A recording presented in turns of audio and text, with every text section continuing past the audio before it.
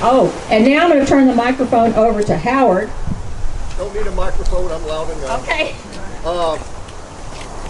We of course invite everybody to come in and see the artifacts we have on display. And this is one I'm holding that was too large to put in there. And it was a weapon that was in the Civil War, but let me tell you the story of this. This weapon made in 1809. This is a British Brown Bess, Indian pattern number 3, which Santa Anna purchased from England. This is the one he purchased. So what happened is I just happened to have a 6th generation grandfather that were at San Jacinto. So somehow they persuaded Santa Anna's troops to give this to him. So it was in the family, and it is now a percussion. At that time it was a flintlock.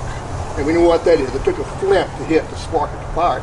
Well, as time got better, we had percussion weapons, and they had it converted to a percussion weapon, which is a cap. And so when it's raining, you don't have to worry about going off.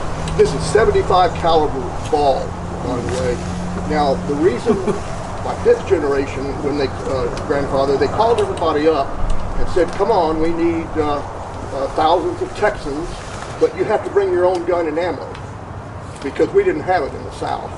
So people bought shotguns, they bought squirrel guns, and my 5th generation managed to get this gun away from his father-in-law, and that's what he bought, a 75 caliber musket. It obviously survived the war, and you will not, this is not a replica, this is the real thing.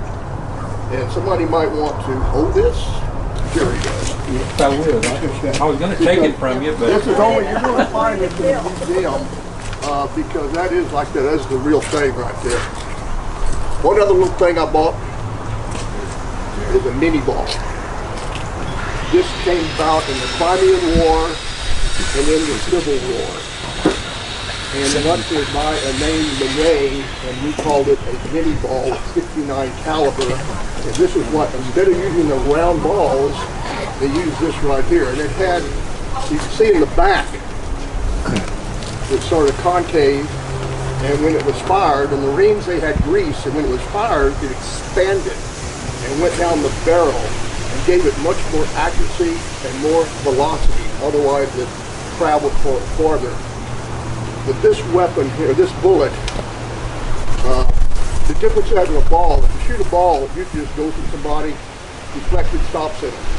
But when they added this to the equation of the Civil War, this had the velocity to go all the way through, and if it hit a bone, it shattered. And that's why we had hundreds and hundreds and hundreds of amputations during the Civil War. This particular one is unique. Pass it around if you want to see this. When you look inside of this, you're going to see a star. Probably never going to see one of these the rest of your life. What happened? The Washington Arsenal made a lot of these in the Union. Well, we succeeded, and the Confederates went in and raided a bunch of the arsenals and came back with many thousands of this particular cartridge right here. And where this was picked up, it was dug at a Confederate campground in the South. Where did we end the war? Ulysses S. Grant. We signed at Appomattox. This was dug up at Appomattox, which makes it very unique also. So you have a little mini ball found at Appomattox. Pass it around because you're never going to see another